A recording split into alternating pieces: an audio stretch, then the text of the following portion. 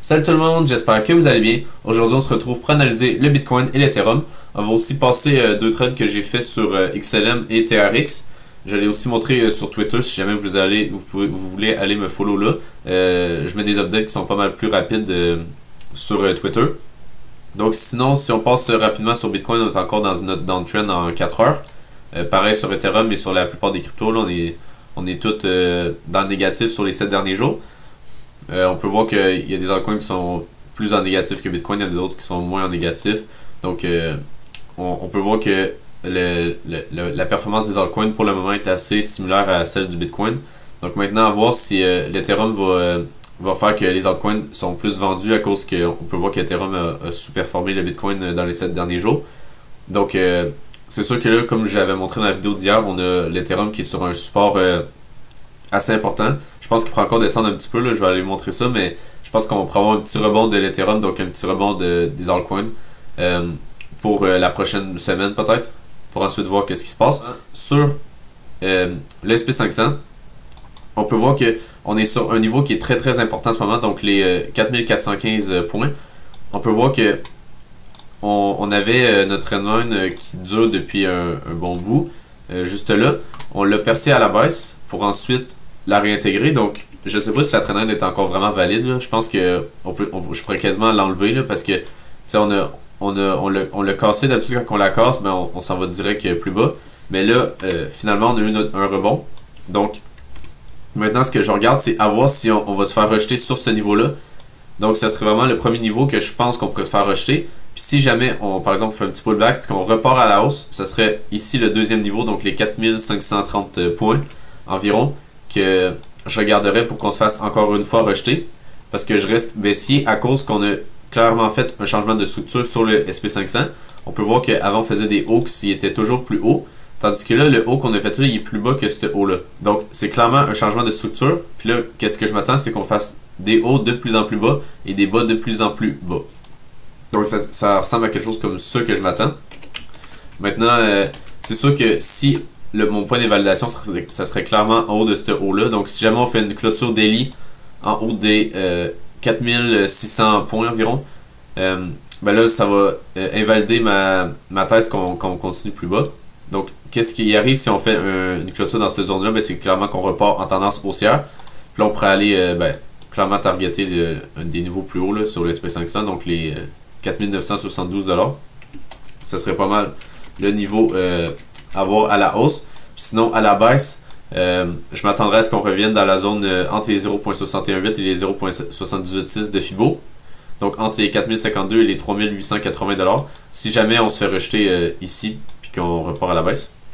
DXY qui est pas très haussier en ce moment. On a clairement on fait encore des hauts de plus en plus haut. On est simplement venu chercher la liquidité en dessous de ce plus bas là. On peut le voir juste là.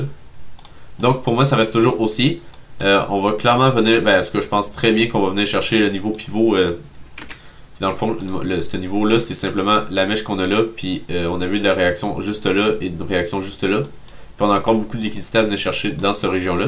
Donc je pense qu'on va venir chercher ce niveau-là pour ensuite peut-être repartir à la baisse. Ou sinon, simplement continuer. Là. Si on trace un Fibo des plus hauts qu'on avait fait jusqu'au plus bas, je suis curieux de voir si je mets Fibo. Ouais, on pourrait très bien... en gros, il y aurait deux options. Soit qu'on fait un double top sur les 0.5 de Fibo avec notre zone pivot qui est juste là, qu'après ça, on reparte à la baisse. Ou on revient dans la zone de rechargement de short. Puis là, ce serait peut-être un autre top qu'on aurait, puis repartir à la baisse plus tard. Donc, on aurait ces deux options-là pour l'instant. Mais ça reste toujours haussier, donc ça veut dire que les riscons, donc le SP500, le Bitcoin, l'Ethereum, même le Nasdaq. Le Nasdaq est un peu mieux, là, on peut voir qu'il y a un petit peu plus de force acheteuse. Mais il devrait souffrir, donc il devrait baisser parce que tout l'argent se déverse dans quelque chose de stable. Donc, les devises, là, par exemple, c'est le dollar US. Si on passe sur le Bitcoin, on peut voir que la baisse continue. Aussi, on peut voir qu'on a peut-être un double top ici, donc un premier top là, puis un deuxième top qu'on a là. En daily, on le voit un petit peu mieux.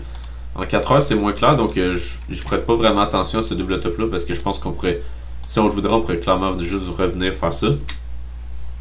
Mais pour l'instant, ça reste baissier. Si on passe en 4 heures, on peut voir que on n'est pas revenu chercher la zone bleue qu'on avait juste là. On est simplement venu chercher les liquidités qu'on avait ici. Donc on peut très bien le voir la réaction sur ces liquidités-là. Mais il reste encore énormément de liquidités à venir chercher dans cette zone-là. Donc je pense qu'on va y aller là. Si on va voir juste là, on peut voir ici qu'il reste énormément de liquidités à venir chercher. Puis on en a même beaucoup ici. Donc je pense que la baisse n'est pas terminée. Je pense qu'on peut aller chercher minimalement en dessous des 26 000 $. Puis après ça, on va voir si on a un rebond sur le Bitcoin. Mais sinon, si jamais on revient là, puis que je vois qu'on est assez mou, et qu'on fait juste un petit rebond, c'est sûr que je vais essayer de le shorter pour partir plus bas. Mais je pense pas qu'on va revenir dans cette zone-là. Je pense qu'on est parti pour faire des niveaux plus bas là, sur Bitcoin avec le nombre de liquidations qu'il y a plus au sud. Si on passe sur Ethereum, on peut voir qu'il est clairement plus baissier que le Bitcoin.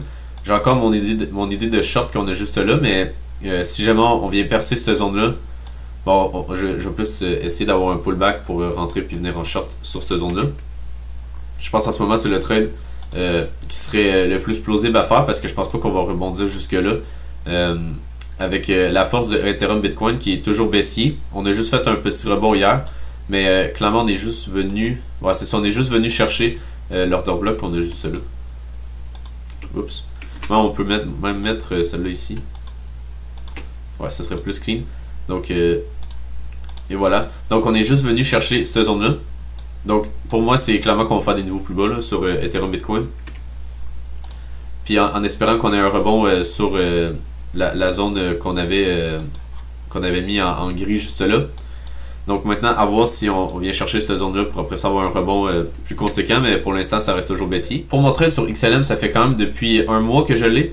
Je l'ai clôturé à 1.8 heures de gain aujourd'hui, parce que même si le Bitcoin et l'Ethereum sont assez baissiers, si on voit en 4 heures là, sur XLM, je pense qu'on peut avoir quand même un bon rebond si juste le Bitcoin stabilise, parce que on peut voir qu'on avait une mèche juste là, qu'on est venu chercher, donc on est venu chercher la liquidité en dessous de la mèche, et on peut voir que juste là, on vient pas chercher les shorts, donc tout le monde qui est en train de shorter, on vient pas les chercher. À partir de là, on n'a pas de short squeeze. Donc, tout ça, il y a de la liquidité à venir chercher. Puis moi, c'est que ça ne me tentait pas d'avoir un rebond plus haut, comme par exemple ici. Parce que si je me mets en daily, là, si on revenait là, ben, ça me faisait même pas 0.5 heures de gain. Puis si on va voir sur juste là, j'étais déjà à 30 $ de frais. Donc, on peut voir que je l'ai clôturé pour 184 $, mais ça fait 1.8 heures. Donc, ouais, c'est ça. Donc, j'ai fermé mon trade parce que justement, je pensais qu'on allait avoir un petit rebond. Ça se peut très bien qu'on l'ait. Puis, tu sais, il me restait juste ça à les targeter. Donc, ça m'intéressait pas vraiment d'aller chercher peut-être 1 heure de plus pour en perdre 2 là, quasiment. S'il rebondissait pour aller liquider les shorts. Je suis rentré en short sur TRX finalement. Donc, si on va en 4 heures, on peut voir qu'on était dans une tendance baissière avec des hauts de plus en plus bas. On peut le voir juste là, même avec celle-là. Donc c'est assez simple là. Quand j'ai vu qu'on a fait un haut, qu'on est venu chercher la liquidité, on peut passer en 1 heure, ça va être plus clair. On était venu chercher la liquidité juste là. Ben, je me suis dit let's go, on va essayer de trouver un endroit pour shorter. Donc c'est assez simple, j'ai attendu qu'on ait le petit rebond là. On avait encore beaucoup de liquidité juste ici. Et là j'ai vu qu'on avait une fair value gap en 1 heure juste là. Donc je suis rentré en limite sur ce niveau là, donc les 0.86. Avec mon stop loss en haut de cette mèche là, parce que si on revenait en haut de cette mèche-là, on allait sûrement venir chercher la fair value gap en 4 heures, puis aller chercher peut-être même des niveaux plus hauts. Donc par exemple, là ça changerait la dynamique, parce qu'on aurait des hauts de plus en plus bas, puis après ça on changerait en des hauts de plus en plus haut avec ce haut-là qui est plus haut, avec ce haut-là qui est plus haut que ce haut-là. Donc, c'est pour ça que j'ai mis mon stop loss sur ce niveau-là. Ma target, c'est assez simple. Si on descend, on peut voir qu'on a énormément de liquidité qui s'est créée sur cette hausse-là, donc juste ici. Toute cette zone-là, il y a beaucoup de liquidité, fait que je target simplement la base de cette montée-là, donc juste là au 0.82. Puis ensuite, à voir si on va jusque-là. Là, j'étais à 1.64 heures pour le moment. On peut le voir juste là. Mais je suis assez confiant qu'on va aller chercher ce niveau-là, là, parce qu'on peut clairement voir que sur le TRX, on est haussier depuis le début de l'année. Puis là, j'essaie d'avoir un petit reversal. Puis si jamais on vient sur ce niveau-là, puis qu'on rebondit, je vais essayer d'aller re-shorter vers cette région-là. Ben, je sais pas exactement où, là, mais quelque part ici pour aller partir encore plus bas. Donc ça, c'est mon plan pour TRX. Si on passe sur l'order flow sur Bitcoin, on peut voir qu'on a énormément de longs qui sont positionnés sur cette petite montée-là. Donc ça m'étonnerait pas qu'on vienne les liquider. Donc tout ça ici, là, c'est tout des longs parce que les fundings, sont dans le positif.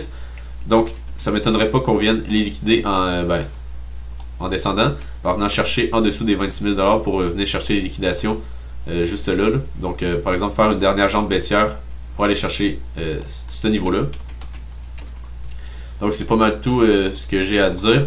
On peut voir que le CBD reste toujours baissier.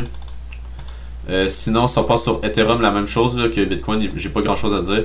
On peut juste voir qu'on a beaucoup de personnes qui essaient de long le marché, mais pour le moment ça ne fonctionne pas parce qu'on descend. À voir si on break ce niveau-là, qui est un niveau assez important pour l'Ethereum. Sinon, si on passe sur l'order book, on peut voir qu'on commence à avoir un petit peu d'achat en spot sur ce niveau-là. Maintenant, à voir si ça va être assez pour retenir le prix. Je pense pas. Là. Je pense qu'avec le nombre de liquidations qu'on a en dessous des 26 000 $, ça m'étonnerait qu'il y ait quelques ordres en spot qui arrêtent le prix. Je pense qu'on peut peut-être rebondir un peu là, si jamais ils n'enlèvent pas leurs ordres. Mais on va sûrement aller pas mal plus bas là, pour aller chercher, par exemple, ces ordres-là qui sont aux 25 000, 26 000 $. Ça serait plus des ordres que je regarderais qui seraient pertinentes pour rebondir sur les en dessous des 26 000 là, tout ça. Donc on pourrait par exemple avoir une chandelle qui vient chercher ce niveau-là, puis que ces ordres-là absorbent les vendeurs pour après ça avoir un rebond et aller un peu plus haut. Donc si vous avez aimé la vidéo, n'hésitez pas à vous abonner.